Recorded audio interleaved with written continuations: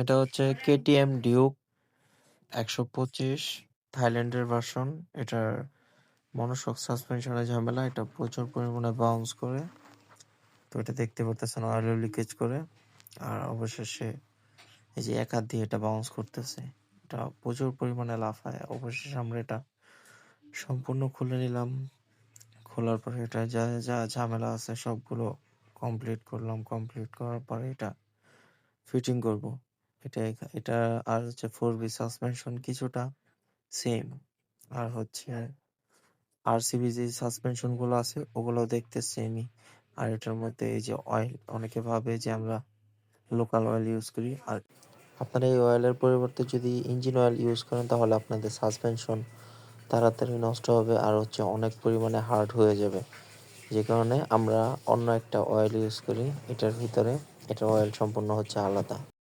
এটা হচ্ছে কাজ করার পরের অবস্থা। আর এটা হচ্ছে ফাইনাল রেজাল্ট। কাজের আগে এবং পরে, আগে কেমন ছিল আর কাজের পরে কেমন, এটা আপনার ভিডিওতে তফাৎটা বুঝতে পারতেছেন হয়তোবা।